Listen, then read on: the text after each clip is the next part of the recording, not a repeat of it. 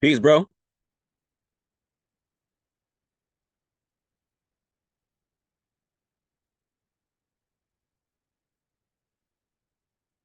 Can you hear me? Yeah, I can hear you. My bad for the slight delay. I was talking to my mom's for a second. I just got to change my backlight. You see, it's all gray and stuff. I got a 200-watt light bulb, and it's way too hot for Hey, that. hey, yo, how's the lighting over here? Is it You do I look, you look look dark? straight. Okay, You okay, look. okay. No, you look fine. It's just with these videos, you always want the light source behind the camera, not behind you. You see how it's like. You see how you got that light behind you. Yeah, You want more of a darker wall. Like if you could turn around, like if it's darker on the other side, like if you turn around, yeah, it'll look better. You know what I'm saying? You yeah, don't you don't you don't want sunlight behind, you don't want a light source behind you when you're recording videos. yeah. I got two lights right here too. It just ain't bright enough. Nothing's brighter than the No, sun. yeah, yeah. What I'm saying is because the sun is behind you, it makes your face look darker.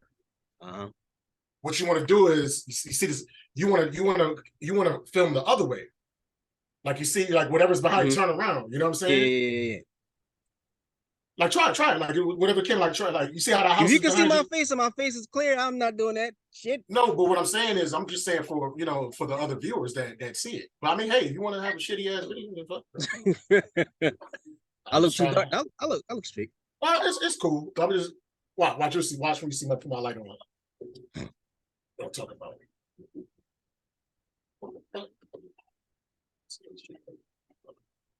There it is. See that?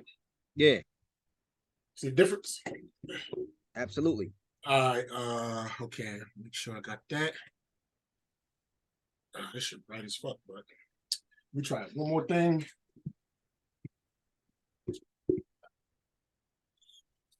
All right, let me. Okay. I'm a turn. I'm gonna do what you said.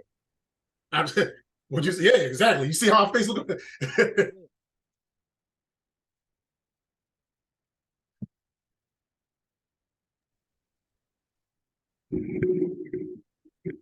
Test 1 2 1 2.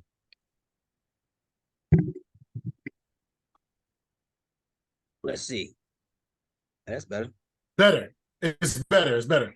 It's better. It's Definitely better. And better. normally, like I had a webcam light, and you can kind of like adjust the intensity of the light or whatever. I don't have Yeah, that right now, but yeah, because this pointing directly at me, it's tough. But hey, yeah. Yeah, hey, we gonna I listen. got a ring light and a desk light, but it's just not as bright as it should Yeah, be. the main thing is when you film, you don't want any light source behind you. The light Right, source should be behind the camera. That's the right, better right, way right. of doing it. You know what I'm saying? Even when you're taking pictures out and all that, you know what I'm saying? People, they always like want the sun to be behind them. I don't know why, or like because it makes everything in the foreground. But whatever. That's how, Yeah. man. How you been? Are you recording right now? We Yes, sir. we doing the We are definitely thizzle? recording. Definitely recording. So All man, right. so yeah, so let's go over it and what we're Yeah. gonna break down today. So what we're gonna discuss today, we're gonna discuss Hey, three hey, wait, main wait. topics. Whoa, man! You in a rush? You know what I'm saying? I know your days is limited, but we've been gone for a minute. Can we? You know what I mean? And it ties into everything because I think that the last thing that we talked about when we did this, we were just talking about simps and Boyce Watkins, and so it's still in relationships, and it's still within that vein. And since then, a couple of powerhouses in the podcast room that we rock with passed away. But I just Mhm. wanted to. We just been going for a minute, but go ahead. I'll let you do that, and then we can kind of like go through like Yeah, yeah, yeah. where we've Okay. been and shit. Yeah, but go ahead. Yeah. Yeah, Yep. so what we're gonna talk about is we're gonna discuss three main things. We're gonna discuss Mm-hmm. the passing of Sinful P. Mm-hmm. We're gonna discuss the passing of Kevin Kevin Samuels, Samuels. Yep. and we're gonna discuss how those three things affected the culture and how it's Mm-hmm. affecting people's perception of the controversial events that happened with Kiki Palmer. Yeah. Right. It's Right. it's gonna be a good amount of things to go over and break down. And Oh um yeah. Oh yeah. and I know that for a lot of people. But first of all, let's start off with Mm-hmm. this, man. What the hell you been up to? Man, as far as me, man, I'm just doing comedy. I'm getting better at my craft. Still single. I feel like I've got had a steady girlfriend, a different steady girlfriend for the past 2 years, and I Mm-hmm. almost had one this year too, but I'm kind of falling back. But I'm 44, but still trying to live like I'm a 20-year-old, chasing after skirts, but mainly just trying to get the comedy right, just developing, progressing as far as that. As far as my health, I was diabetic pretty much. I was my A1, you know what A1C is. My A1C was like 6.5. I think the last time it was at 6.5 was at 2021. Now it's actually at 5.5, and it's been that way for the past. So even though I'm probably diabetic, but my A1C levels aren't. They're stable now. Right. Cholesterol down. I had a vitamin D deficiency. No longer have that. So You know what's crazy? My health is improving now. You know what's crazy? What's up? When we was like in our 20s and we was having a conversation like this, we'd be like, "Yeah, I just finished fucking this chick. I just got high, just did this and this." Now we like, "Yeah, my cholesterol's looking great, man." This is like 20 years ago. We talking about how we smashed, like, it changes, man. I feel like because like once you're faced with mortality, and then you start seeing your loved ones and friends and stuff like that pass away, and you may even be dealing with whatever you're dealing with. Yeah, you know what I'm saying? You realize like the preciousness of life, and you want to appreciate it. Like none of us really knows what happens after, but and because we don't know that, I think that is all the more reason to try to appreciate it while we have it as much as possible, and to extend it as much as possible. And let's face it, if you're just getting bent and doing drugs and all this crazy stuff, yeah, it's fun, but you know that lifestyle don't last that long. There's a 27, what's that called? The 27 Club? 27 Club, yeah. There's a 27 Club for a reason. You know what I'm saying? Because a lot of them, they live that hard, fast life, and after a while, like the great star, Troy Terrain says, your body gets sick and tired of getting sick and tired, man. So that's it. Just improving the health, improving the comedy. Would I like to be in a relationship with a chick? Yes, but I know there are things. I'm a traditionalist as far as in relationships, and I like to provide everything. And if I feel like I can't comfortably do that, then I won't seriously pursue a relationship, if that makes sense. No, but I still got a carnal side. I still like having fun. I still like doing my thing. So yeah, there exactly. It goes, man. You still a man, regardless of what regardless of your relationship status. Yeah, exactly. How about you? How you been, man? You've been going through a lot. I don't know if you want to talk about it or talk about a little bit. Yeah, I've been going through like some health issues. Feeling like I was about to die. I was in and out of the hospital for the last I missed the whole month of June. I missed my son's birthday party, everything. Oh man. That's how much I was going to the hospital. You gotta stop raw dogging, man.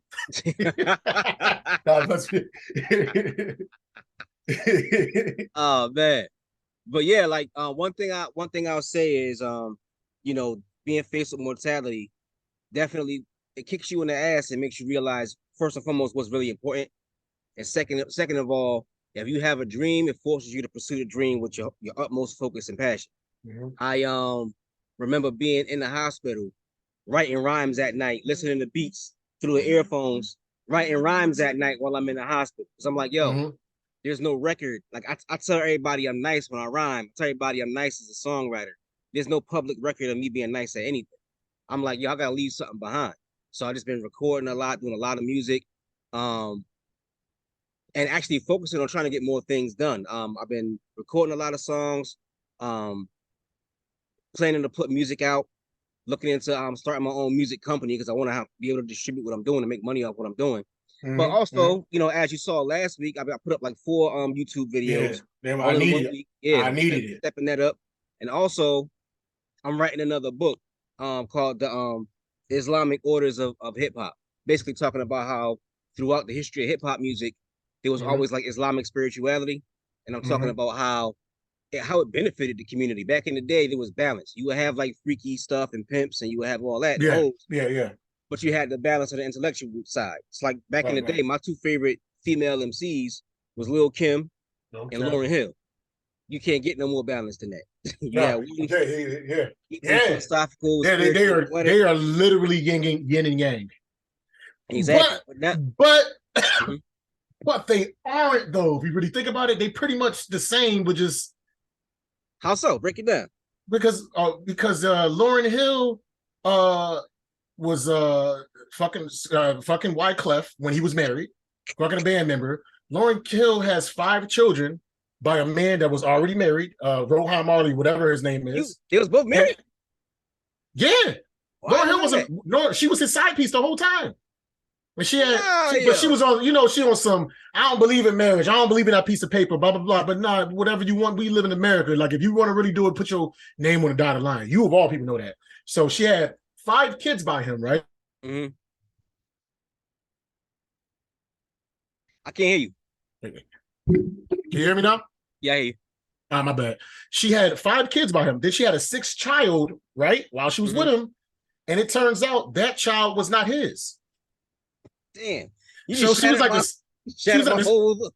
side piece of the side piece. But no, I mean, from an artistic standpoint, yes.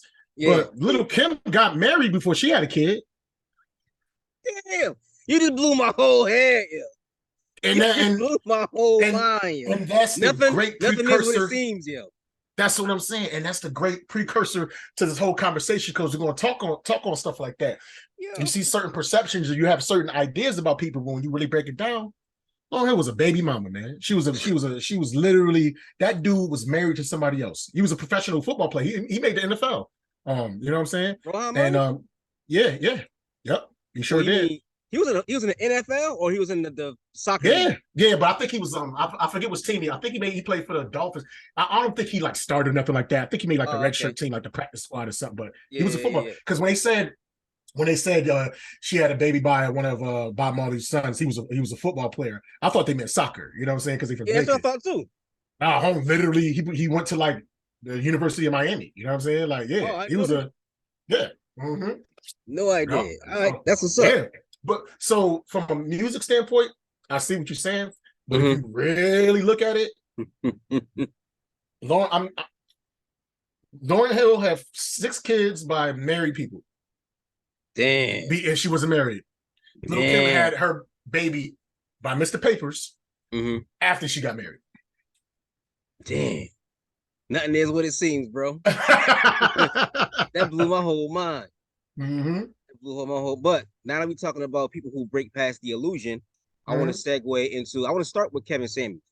Yeah, I want to start with Kevin Samuels. Yeah, and what we're going to do, because he had the biggest impact. And what I'm going to do is, I mentioned that there was a song by Ransom where he was talking about Kevin Samuels in the song. What I'm going to do is I'm going to share my screen. I want to listen to it a little bit. Yeah. So we could discuss it, and then we're going to discuss Kevin Samuels. So let me share my screen. Yeah, is this it? Yeah, this is it right here. You looking good, man. You looking good. You sounding good, man. I'm proud of you, man. Thanks, bro. I appreciate it. I feel like the positive. Yeah, I can see it. I feel like the positive energy and like this new like fire was inside you. I could feel it. I could see it, and it actually it's contagious and it inspires me. That's what's up. Saying? I was ready to do it like 10 o'clock last night. You know what I'm saying? But you was hooked up to all types of machines like a cyborg and shit.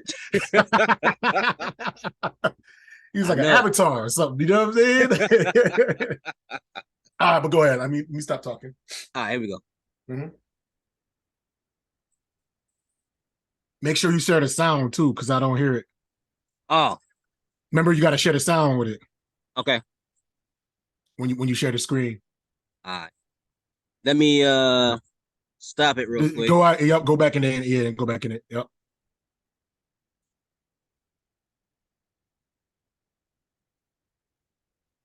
How you share the sound? When you go to share it, hold up. Let me see. You go share a screen. Give me permission to share a screen just so I can show you. I can tell you where it's at. Give me permission to share screen. All right. Give me 1 second. Yeah, and I'll tell you where it is if you can't see it. All right, I'll give you permission. Let me stop sharing. Because it says host disabled participant. Oh, I see it. You good? You good now? You good? I see it. Yep.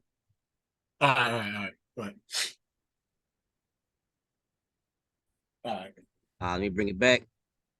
All right, let's go. I was canceled in no time, and since then, how many kids I fed on my. Know who you are. I'm the heart. I I went to school for chemical engineering. It was there when the cancer tore me apart. Before I start, let me apologize. I can still see my mama's pain when my father cried, but he never lost his pride. That's why I try and talk to guys, give them game. You can't be no victim to these women's pain, cause I just find that shit insane. That's something I can't entertain. Nas said sleep is the cousin of death. Well, insanity is maybe a friend of fame's. I say all that to say, before all the fame and all of the accolades, nobody cared if this brother passed away. Let's take it a bit. I was consulting men that was black and rich, worked on their image, gave them a classic fit. That's when I realized women that's chasing men who was rated 10 can't be a win if you rated barely 5. Hated to hear the truth, was trained to hear the lies. I try to share the proof, despite all the teary eyes. There's certain things that women just rather not want to hear from guys. I wasn't here to offend you, I was just here to try. Either you Instagram follow, tweeting, or friends on LinkedIn. I was just telling you women what all these men are thinking. There's nothing wrong with that plumber making $100 grand, or the guy that's working hard at construction winter and numb his hands. Damn, now that's what I call a fucking man. And you think that's a step down for you? Help me to understand. Perhaps can it be a blatant attack on a black family? A man without woman, is that sanity? A mother of 5 trying to survive all this calamity. Once Meek Mill, and I can't tell her that that's fantasy. Go on Instagram and praise killers, say free the homie. When I died, you said I deserved it, and you ain't even know me.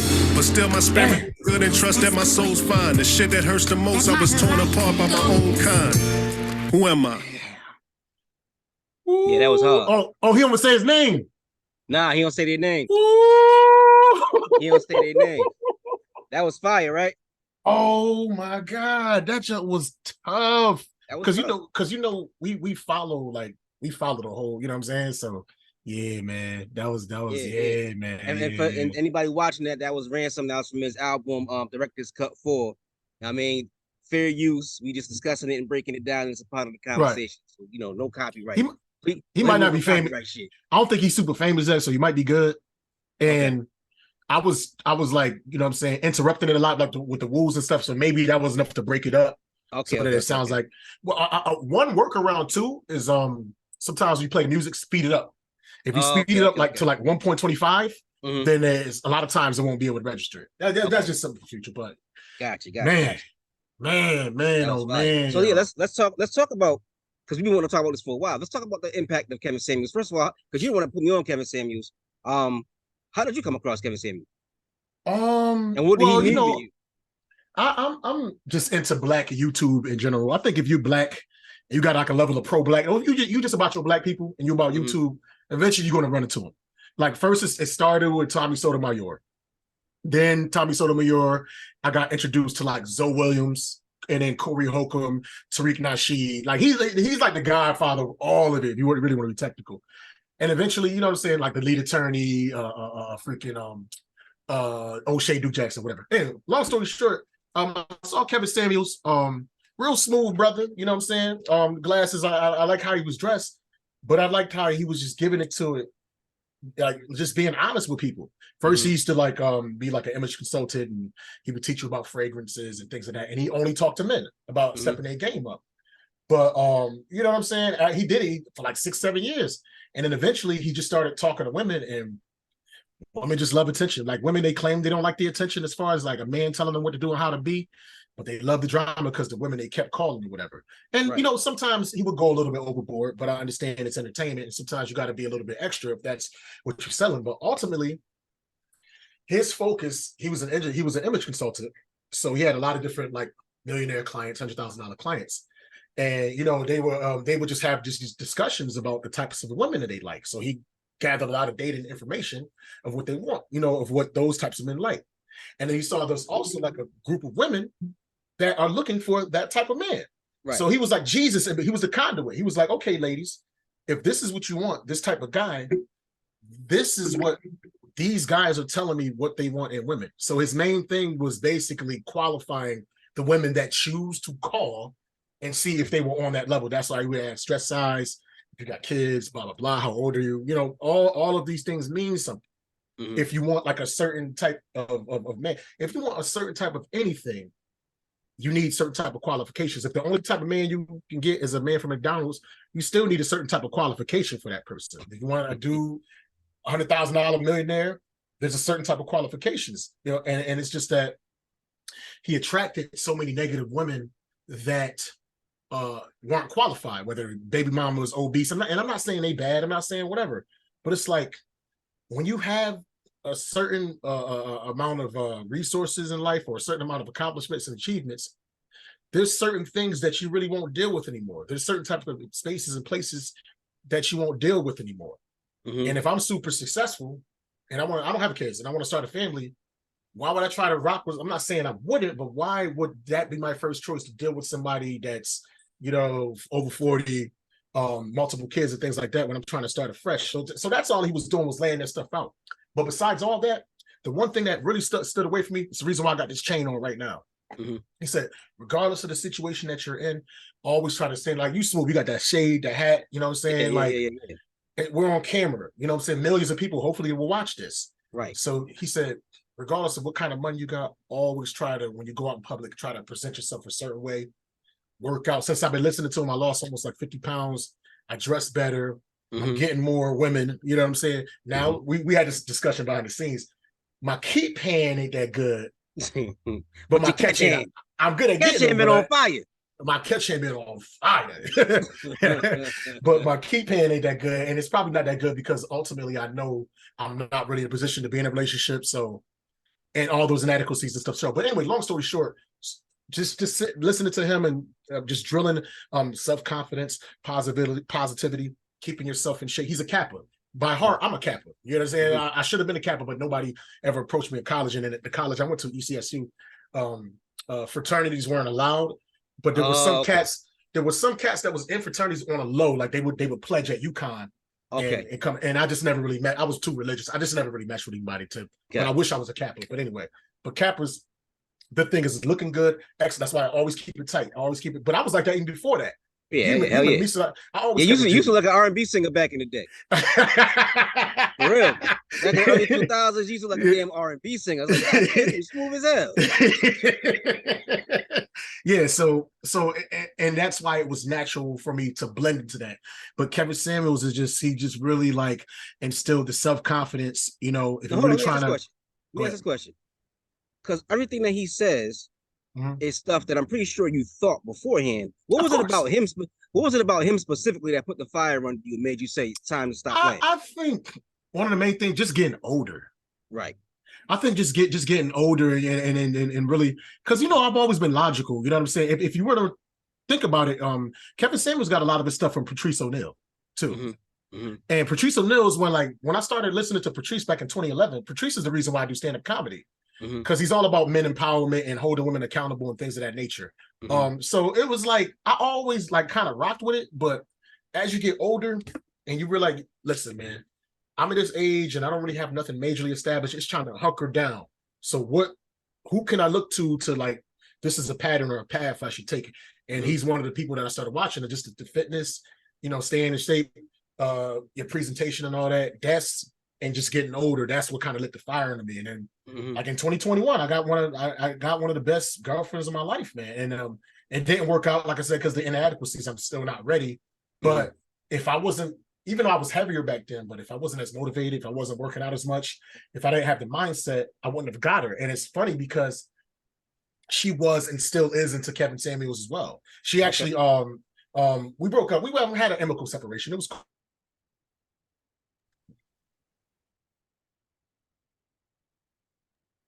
You hear me? Yeah, I can hear you now. Oh, yeah, my mic cord is loose.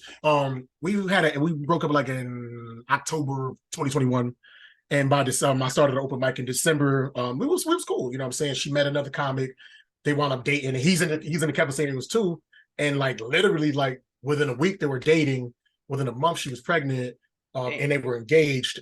Within 6 to 8 months they got married, and then she had the baby right after they got married.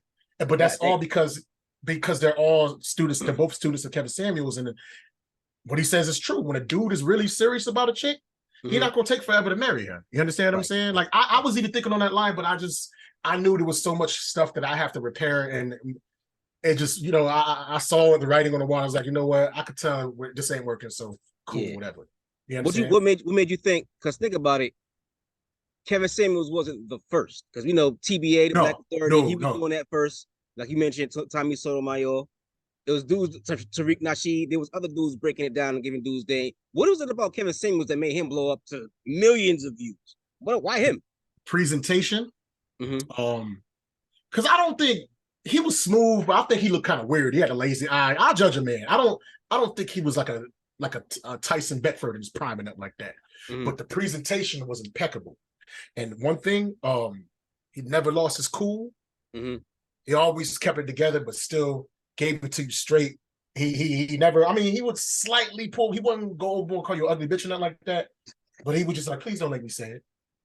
You think you're a 5? So are you on the level of Beyonce?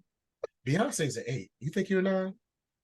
Kelly Rowland is a 10. You know what I'm saying? He just he was very crafty. Like, yeah, he took elements from Tommy, he took elements from Jason Black, all these cats. Right. The real father of going at these chicks like that and pulling them accountable, Tom Likas. Okay. White dude, radio personality. Mm-hmm. He straight up, he said, I'm fat, but I could buy it. You know, I could buy women. I don't care, man. You know what I'm saying? I'm successful. I'm saying all you women getting weird and old and stuff like that, but you know, I can pay anyway. Like, it all comes from Tom Likas. That's the real godfather. And Kevin Samuels quoted Tom Likas. Like, Kevin Samuels will always quote everybody that he took from. But the one thing, one of the major reasons why he was a lot more successful than all those YouTubers, because he never went back and forth with beef with individual YouTubers. Mm-hmm. Never. Now, he might, you know, have a little spat with a woman, you know, some unknown nebulous person that called him up or whatever. Mm-hmm. But the problem is, say you got 100,000 followers, right? Kevin Samuels beefing with you, going back and forth with you. Your 100,000 followers. You more than him. That, not only that, your 100,000 followers are now flagging him, coming at him, being negative towards him, getting his. See, Tommy has probably got the best talk game out of all of them, but he makes so many enemies and goes back and forth with so many individuals. He has armies of people constantly flagging him. Kevin Samuels didn't really cuss that much. He never really came at nobody like, I'm gonna do this and blah blah blah. Like, never threatened nobody. So it's hot. You're gonna report him, but for what? What did he say? Mm-hmm. So he was good at towing that line of being stern yet being tactful enough where you couldn't indict him. It's kind of like, you know how you at work. It's two different ways. Like, say your boss, two different people. One boss disrespect him. Fuck you, nigga. You ain't gonna be saying that shit to me. Blah blah blah. Whatever. I'll blow this bitch up. The boss disrespect you. Now you know that there's a more professional way you can handle that. You're being extremely immature. And if you don't do X, Y, Z, we're going to have to go to Remus. Both people said the same thing. Right. You're not going to get fired, or you have a lower probability of getting fired or canceled with your presentation. So his presentation destroys all of them. And just like the way the desk is set up, he got the little perpetual motion thing. He got the candles. He got the music. It's not performing. Yeah. That song was perfect. That's a perfect theme song. Yo, he just perfectly. He created like the perfect ambiance. Right. Like nobody fucking with like his presentation. So it's like his verbals, how he dressed, presentation. Don't go back and forth with people. It's not just one specific thing. And he built years to this. If you watch his old videos, when you know his hairline was receding and he had the goofy bow ties and stuff wasn't fitting right. He developed that over time, yo. You know what I'm saying? He morphed it. So people like, oh, Kevin Samuels, he just started being like this. What? So he supposed to be goofy for his whole life? Yeah. Nobody's allowed to elevate? Yeah. Like a lot of times people in our community and just communities in general, like I'll give you a perfect example. Like remember the movie Barbershop 2? When Sean Patrick Thomas finally became a lawyer. I never seen part 2. Okay, you know Sean Patrick Thomas from Saving the Last Dance, dark-skinned dude. Yep. You know, he finally became a lawyer. You never saw Barbershop Part 1? Part 1, not Part 2. He was the one that was like a bougie, dark-skinned dude, like that nigga. That was too good for the barbershop, but that's the only job he had outside of law school. Anyway, the second second movie, you know, he's doing his lawyer thing. He went back to get a haircut. No, he quit. No, he didn't quit. No, I'm going away. But anyway, he was saying, I'm a lawyer now. You know what I'm saying? But I'm like, oh, you doing your lawyer? And then when he walked away, you hear him mumbling. He said, he ain't shit. He used to cut hair last week. So a lot of times we can elevate and do better, and people still want to harp on where we was. Like, damn, I'm not allowed to grow. Yeah. You know what I mean? So I know this is long and drawn out, but it's just a combination. It's like the perfect Voltron of things. If you're trying to like self-improve, and just from the talk game to the interactions, he's humorous. You know, the music in the background. You know, he can do a lot of callbacks. Like if his likes doesn't match his views, he plays that stupid ass song in the background or whatever. show the chick twerking and dancing. Like he just had a whole great production, and it was literally just like listening to your big brother or your big uncle. And what is he telling you? Wrong. Don't settle for less. And it's saying that with women too. Be fit, friendly, and fit, friendly, and feminine if you want a better man. Men, be willing to pay for everything. You know what I'm saying? Be the household, the provider, the protector, the person that leads her. She be the comforter, nurture the children. Get married before you have children. You understand? If you're gonna do your thing, but wrap it up and be safe about it. Like he was saying, nothing but positive things. Right. And so let's deal with some of the criticisms about Kevin Samuels. One of the things that I disagree with him about is the idea that if black men are dissatisfied with black women, expand your options and date outside your race. Now, I'm not knocking anybody in interracial relationships at all. But my whole thing is I don't believe in the idea of over there theory, the idea of going over yonder to make things better. Because I've seen brothers who are in interracial relationships, they deal with many of the same stresses that we as black men deal with black women. I don't believe that there's some magical other race or magical other situation that's going to be better. It all starts with you. And if you change yourself, your situations get better. I don't believe I that. agree. I don't agree with that. So what are your thoughts on that? Well, the thing is, not everybody's pro-black. Right. I think he was more pro just family. He was to an extent. He mainly did speak to black people. But he was pro family. Yeah, pro family, but not everybody's, and I get where you're coming. He definitely pro black, you know what I'm saying? But not everybody's on that tip. I'm not super pro black. I'm for my people, but right. I can't like my thing is like I'm a light skinned black man.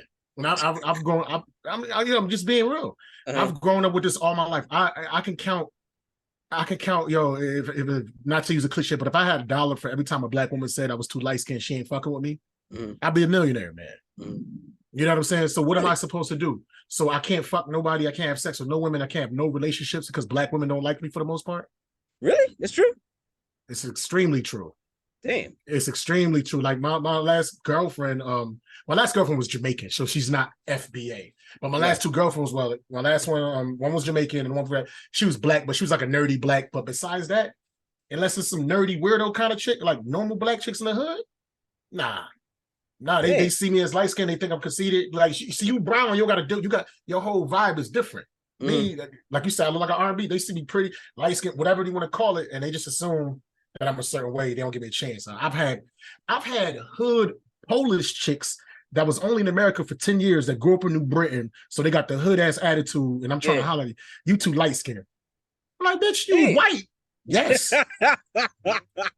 So if you constantly get rejected, you know, you're trying to do the right thing with your race, but you're constantly getting rejected for whatever it could. I don't know. Like let's say no chick ever wanted to fuck with you because you're too nerdy. Like you like a chubby Donald Glover or some shit like that. And for 10 years, you're trying to be the right thing with these sisters, but they keep saying that you a man.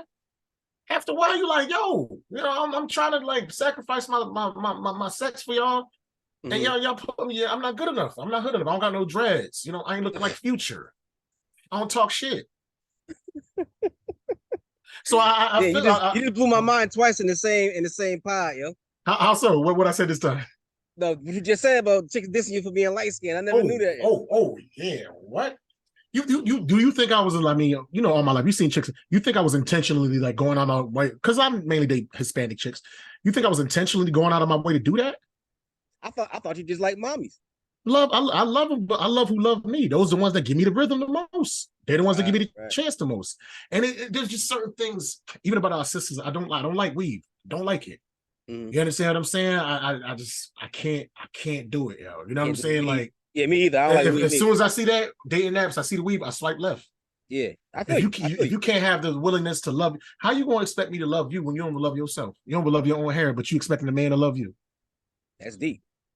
Like sometimes take it out. Okay, switch it up. And it's like even my ex used to always wear the wig. She's a hairdresser.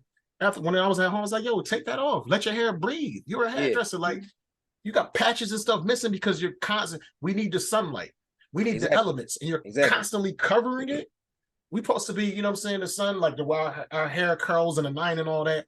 We supposed to be absorbing this, you know, as I say this with a bald head, but you know, but you remember when I was young, what I used to always do? Brush your hair. Brush my hair, grease, do-rags, constantly. Not saying I would have went bald. I would have never went bald. but I'm more than sure that I sped up the process by constantly keeping my hair covered and overly like working it. Never thought about that. You understand what I'm saying? So it's like, yo, the chicks. I love who loves me, man. I love who loves me. You know, whoever give me the attention. That's what it is. I don't. It's like, yo, I don't like. Not once can you find a quote on my Facebook in the past 10, 15 years I've been on Facebook since 09, last 14 years. You can never find one post of me saying I don't date black women. No, never. Never. I don't never put down my people out. Now you might see me with the other because they're the ones that's giving me love. Other dudes. Why you think that is? I just told you, like a lot of them have this complex. I'm saying, why you think the other chicks is giving you more love? I think a lot of our sisters are monolithic as far as like what they think is a good man and what from a physical standpoint, and some other groups are just more open minded when it comes to that. Because you know, it's the big thing. You hear black, well, I never mess with a white boy. I ain't gonna mess with no white boy. Or it's the opposite. I love me. You know what I mean? It's always like this absolute where I've never. Yeah, they might whisper, but I've never heard a white chick say, I don't mess with black dudes. Yes, they're racist or whatever, but you know what I'm saying? They don't put it in the front street the way we do, the way some of our sisters do. You understand? You understand what I'm saying? Like, I feel like other races are just less monolithic and more open-minded. You know what I mean? Nah, I don't believe that shit at all. I don't believe that shit at all. I think what it is that I think what it is that you have always felt alienated from the black community. You always felt like an outsider in the black community because you felt like you weren't accepted. And I think that feeling of not being accepted, man, you just feel more comfortable in other environments. And when Quinn is comfortable, Quinn is always charming and Quinn is always a network. You know what I mean? When you feel comfortable, you in your zone. I've never seen you go nowhere when you feel uncomfortable. When you feel comfortable, you start socializing with everybody. So I just think in certain environments, I think you feel more comfortable in environments where it's more different kinds of people. I think that's what it is. Whereas somebody like me, a lot of times I feel more comfortable when it's just black people. Like I love being where everybody's at, but when I'm around in a hood around black people, I feel home. I feel comfortable about intellectual people, intellectual black people. Gotcha. Cass is on, the stuff we on, but I don't only say for my own person. You got to remember, I'm a social media junkie. I'm looking at stuff all the time. Yeah, you was the first dude on the remember you used to do key styles? Yeah, well, you was the first dude doing Spitboxer and PriorityRecords.com, and it was but Spitboxer was the one. That's why I learned how to rap off of that. Oh, word? I literally learned how to record music from those sites. Yeah. So I'm not only saying like, you know what I'm saying, as far as different races being open-minded. I'm not just saying it from my personal experience. I'm just talking about what I'm seeing in Twitter, what I'm seeing people in what people are saying. I say like, oh, I never mess with that. I never do that. I always see that. I never from our sisters. I see it in other races, but I see it a lot more with our own, man. You can even look at the statistics. Like I think black women, I think they marry black men like at a 90% rate or something like that. Other races, like if you look at the marriage numbers, the percentages is a little different. That shows that they tend to be more open-minded, because a lot of us, we will ostracize each other. Like I don't remember Seaweed story. Here we go, Seaweed story from college. My boy Seaweed, he was this esoteric cat, like 6 or 7 years. He's still around, 6 or 7 years older than me, right? He the one that put me onto the 5% of religion. And it always like, don't mess with these white girls, man, blah blah blah. So and at the time I was a virgin, and so I don't know if we ever been to the Eastern Campus. You have been, but there was like this clock tower, you know what I'm saying, around there, and I was holding hands with this white chick walking towards our dorm, you know what I'm saying, to, let's say that's the South, all the way to where Burnap is. You remember Burnap, like the dorm I used to be, the original dorm. Okay, yeah. You could like see we saw me from mad far holding chick hands. He's like, yo, is that Quinn? Oh, hell no. You know what I mean? So we shame each other if we like, if some of us is on that tip and we see us dating outside of our race. Women do that shit with each other too. You understand what I'm saying? Like, so I think a lot of times, like a lot of us feel pressured, like this is what we have to do. We gotta, and which I think we do, but I shouldn't do it because you're pressuring me. I should be doing it because I come to an understanding of that's what I should do. To propagate the race. And I do want to marry. I got a joke saying, I'm definitely going to marry a black woman. You know what I'm saying? I definitely see myself doing that. Oh yeah, for sure. But to get to that point, and I would need some relief. lectures, you know what I'm saying? Like just all right, so let's move on. Let's move on to the next. Yeah, for sure. Yeah. The next critique. The next critique of Kevin Samuels was his approach with black women was harsh and disrespectful. What do you think of that critique? It's only harsh and disrespectful when the dog gets hit. Hit dogs holler. If you're not a baby mama, and there's nothing wrong with being a baby mama, you know what I mean? There's something wrong with it, but sometimes things happen. But if you're trying to improve yourself or whatever, and the criticisms that he says, it wouldn't offend you. People are only offended by the truth when it applies to them. Right. And you got to remember, he's an entertainer too.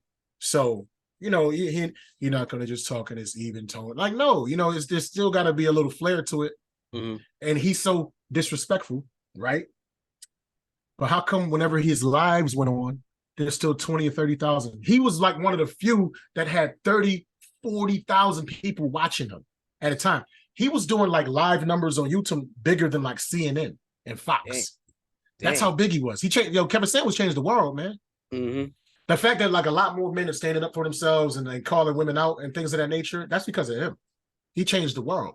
So people I don't think he was harsh. Yeah, sometimes he would say, "Don't overtalk me." Like he would kind of jump the gun a little bit. Sometimes towards his end, he was kind of getting a little bit extra with it, but he kept trying to top himself. He trying to, you know, you try to sell, you try to do big, you try to be more. He started cussing more and stuff like that. But how is truth disrespectful? Some people felt that the way he presented the truth was disrespectful.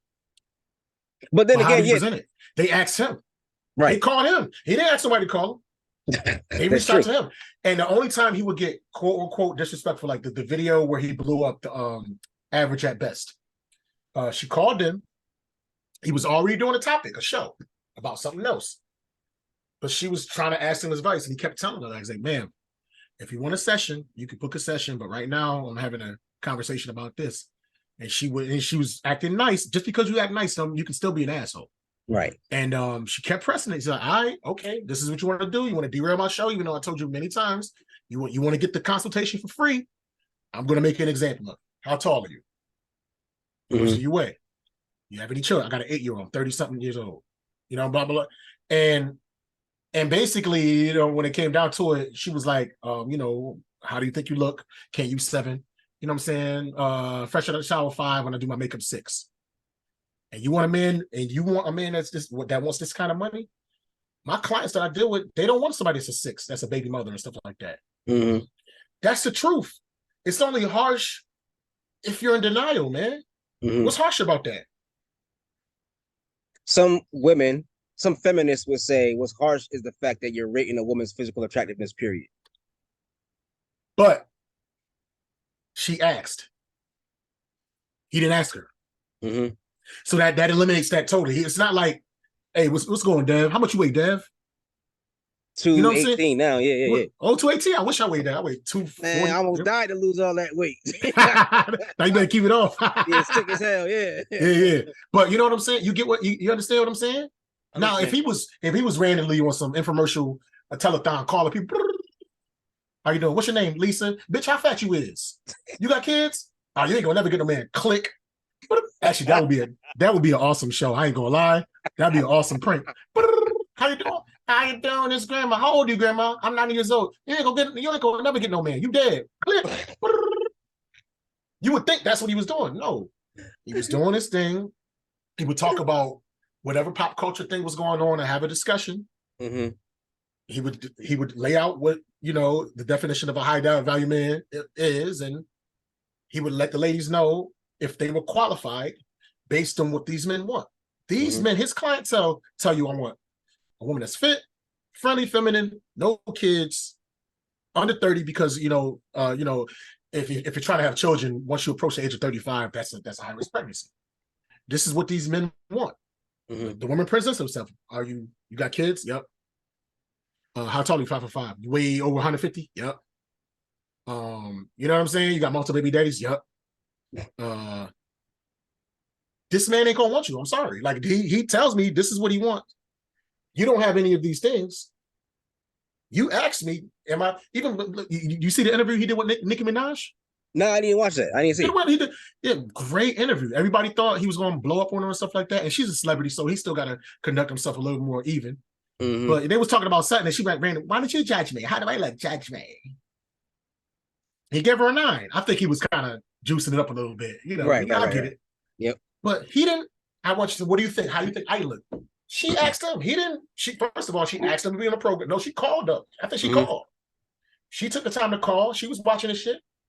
She was familiar with him, and she asked his opinion. If Kevin Samuels is randomly giving opinions without people asking, then people have an argument that he's being rude.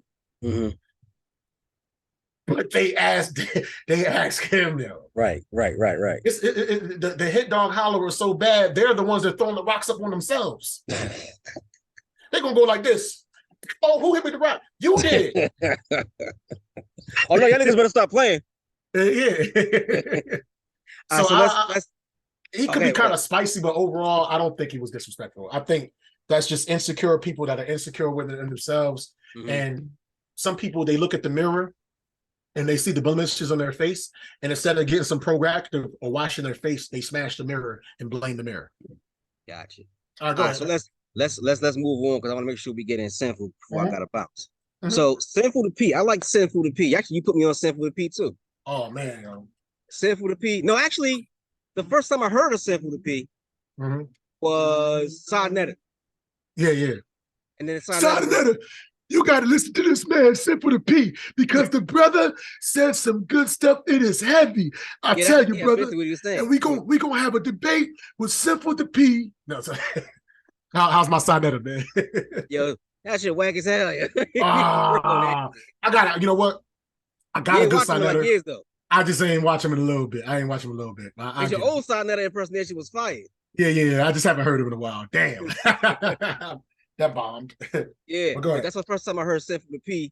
And I like Sinful to P because the dude is actually very profound. And he breaks stuff down, breaks down relationships, breaks down human interactions. He's a motivational speaker, but also he's a very spiritual dude. Knows the word.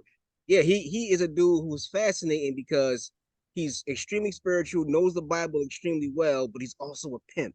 And seeing that duality is something that's going to be continuously fascinating. Yeah. Somebody who know the Bible as good as him and can quote the Bible as good as him and preach as good as him. Because he sometimes will just go into preaching mode, or sometimes just start singing, and you see that spirituality come out. And he can sing his ass off too. Sing good. His voice is beautiful. Great singing. Yeah. And then he'll switch and go into some pimp shit. And it's cool because the pimp shit that he's saying is applicable to an average square. You know, I'm as square as they come. Yeah, he said something. He says things like this. He said, "Life is an ATM, and the pin code is GAME," meaning that you can get so much money and wealth out of life just by having a little bit of game, a little bit of confidence in yourself, and knowing how things work. You can just get your life will just pour money into you. Life will just pour abundance into you. So hearing that kind of stuff is motivating and keep you moving forward. He definitely, He definitely encouraged me. Times, you know, yeah. Sorry, I didn't mean to cut you off. Sorry about that. Go ahead. No, he definitely encouraged me with the abundance mindset, whether it's with dating, jobs, and things of that nature. Like if you whatever you're doing, whether you're pursuing a woman or working and stuff like that, if you only have one option, you're a lot more desperate. I'm not saying you got to have mad hoes and things of that nature, but it's good to he taught me the importance of always having options. You know what I'm saying? And the more options you have when you're trying to pursue, you seem less desperate. When you seem more desperate, it's a turnoff, whether it's trying to get a job, whether it's trying to get a woman, whether it's trying to get friends. You know how some people, like, they'll move to a new city and they, like, overdo it. Hey, you my brother, they kind of overdo it, whatever. So he just taught me about just options. He's very similar to Kevin. And in a lot of ways, his talk game is way better than Kevin's, though. You know what I'm saying? As far as, like, just the game in general. But he didn't have the patience, because I've seen him try to talk to people. He'll cuss your ass out. He didn't have the patience that Kevin Samuels had. You know what I'm saying? But it would have been a nice hope if they were still alive and they could have been on some type of super game panel. Like, imagine him, Kevin Samuels, like if Patrice O'Neal was still alive and they was all together at this roundhouse table, just talking and chopping it up and breaking game. And we still got a lot of guys with this potential that can do that. And Tommy Sotomayor almost did it, but the egos, man. I remember it was one show. Tommy had him, Zoe Williams, Jeff Brown was at his place. He had he was renting a mansion out in LA. It was him, Jeff Brown, Zoe Williams, Tariq Nasheed, and on the phone was Jason Black. He did it, but one fall out here, one fall out there, and then like eventually Tommy fell out with Zoe. Tommy fell out with Tariq, and you know what I'm saying. Tommy fell out with Jason Black. He fell out with Jason Black. All of them. But it ain't just that though. Jason Black fell out with Zoe. Zoe Williams eventually fell out with Corey Holcomb. You know what I'm saying? Tariq Nasheed fell out with Umar Johnson. Umar Johnson fell out with Boyce. Boyce fell like it ain't just Tommy. That is a microcosm of just our people. We have these great, intelligent minds that are so powerful, all got resources, all got knowledge. And it's like our leaders still can't come together. Like that shit is crazy to me, man. Yeah. And the ones that probably had and the ones that had the potential, they passed away. Right. Crazy, man. Yeah. True. What was the thing that Sinful said or that he presented that really just boom, just fit perfect for you? One of the things is like he said that kind of resonated, like whatever woman you're dealing with, a woman is never truly yours. It's just your turn. And it's just make the most of the term of the experience, whether it's a year, whether it's 60 or 70 years, but you never really truly possess somebody. So always remember that. There's going to come a point in time when it's no longer, whether it's death or whether she break up with you, whether she bounce. But just be prepared to deal with it. Don't be so possessive. Like, that's my shit. Just like, yo, I'm enjoying it. Great experience, like a train ride. But eventually this train going to stop, whether it's 2 blocks or whether we taking a train to California. Eventually it's going to stop. You're going to have to get off and move on. So that's the one thing he really stood out to me. And another thing he said is that if a woman rejects you or a situation rejects you, he said, you're not being rejected. You're just being delayed. Eventually, whatever it is you want, you're going to get it. It's not that particular time for you to get that particular thing at the moment. And I was like, you know what? That's a good point. You know, even like struggling with, I'm not struggling with women at the time, you know, at this time. I'm doing my thing. I ain't gonna lie. But as far as relationships and stuff like that, ideally, yeah, I would love to be in a relationship, love to take care of a family and all that, but I know I'm not there yet. It's not my time. That's just being delayed. But just because that area is stalled as far as trying to build a family and marry somebody, that don't mean I gotta just stay like and not develop and work on myself. Right. And the more I develop, and Sinful always preach, drink water, eat fruit, read something in the morning, get something positive in your body. But he always says these positive things. So I can still self-develop myself, because if I really wanted a girlfriend right now, I got some raggedy people I could really be with right now. But I don't want, that's not the life I want. Right. I don't want to just, I mean, we all settle to an extent, but I don't want to settle for that. So if you taught me anything like, yo, if something not working in this area, it's affording you the opportunity to develop how you need to be. And then once you get on that level, more people to come to you. Like, I'm not saying I ain't shit, but like, I've lost almost 50 pounds in the last few years. So I'm getting more attention from women. Now, in order to get even more optimal attention from somebody that I probably would want to settle down with, I gotta work on myself more. And that's one thing Sinful constantly drill. Drink water, read, work out, don't take no shit. You know, so I'm not saying fight nobody, but you know, if somebody cross you, just let it be known. Set your boundaries. That's what he did for what. How about you? Like, what are some of the things that you took from him? I actually cried when he passed away. I cried when both of them passed away, but like, it was something about Sinful. Like, I really shed tears, yo. Yeah, I really did, man. Yeah, he meant a lot to me, yo. Yeah, he thinking about now getting misty eyed. Yeah, he's a real charismatic dude. Brilliant dude. It's that abundance mindset that did it for me. The fact that it seemed like no matter where he was, because he told a lot of stories where he wasn't abundant. He told a lot of stories where he didn't have a whole bunch of women on his roster. He wasn't getting a whole bunch of money. And he always talked about how it was always his confidence in his game and his belief in himself that helped him just move to the next level. He always just kept moving to the next level. And also the fact too that he was breaking down how because of what he did, he could make money off YouTube. And he made like one time he was saying he makes $5,000 or $6,000 a month off YouTube, which is pretty good. He said he could make a lot more, but he just choose to do what he want to do. And that seemed like something that I could be proud of. Like you could go a little bit higher and make a lot more money behaving in a certain way or changing your demographic or whatever. But he wanted to do what he wanted to do. And he was still able to get a good amount of money. $5,000-$6,000 a month is a good amount of money. Hell he was cool. For just sitting in your room? For sitting in your room and talking game? Right there, yeah. He could have easily went on his Derrick Jackson and just nothing but just praise women and never hold them accountable for anything. Mm-hmm. That's the easiest way to get rich on YouTube or on social media is to lie to women. And he refused. He refused to do it. Kevin Samuels refuses to do it. Tommy Sotomayor refuses to do it. You know what I'm saying? Tommy say it all the time, like, yo, just what you said. If I wanted to, I could be the biggest person, but he said, I can't do it. I can't lie. Can't do that shit. Right. Yep. Yeah. And not only that, too, not only catering to women, but if you wanted to cater to dudes. Because if there was somebody out there who was a cheerleader for dudes and who did the same thing Derek Jackson was doing for women, if they did that for dudes, they would make a lot of money too. It's a lot of men. I think it's a lot of men. I think so, because especially if you're a black man, you get bashed all the time. You get bashed nonstop. So if somebody was to come out and just take your side and shit, just to take your side, just to hear that, I think a lot of dudes will flock to that. We'll put it this way. Oh, go ahead. I'm sorry. Go ahead. Okay, but I'm saying, but he told everybody the truth. He said that if you got a woman, there's no point in lying to her, because what kind of man would lie? He said, don't. He said, yeah, for sure. Never lie. Just be a man. He said, if you a man, you ain't no point in you ever lying. Yeah, he told everybody the truth, men and women, no matter who it was. He called in, you getting the truth. You watching him, you getting the truth, and I respected that. Yeah. But what you about to say? I know you disagree with what I was saying. No, I was just going to say, there have been men's channels that try to be about men's rights and trying to like cater towards men. They don't blow up anywhere near as the female channels, yo. Because women are just more consumers. Like a man that's strong in himself and confident in himself and is already there ain't gonna even watch shit like this that much, yo. You know what I'm saying? Right. For the most part, they just like, women are always looking for something to like save me, help me out with this. Whereas we go getters, we go out and figure it out. You understand what I'm saying? So that the market praising women will always get you way more money than praising men. Because there's women that do it. Crimson Cure. Why the fuck Crimson Cure ain't bigger than Kendra G? True. Crimson Cure is all about the man, all about uplifting. But it ain't Crimson Cynthia G, not Cynthia G.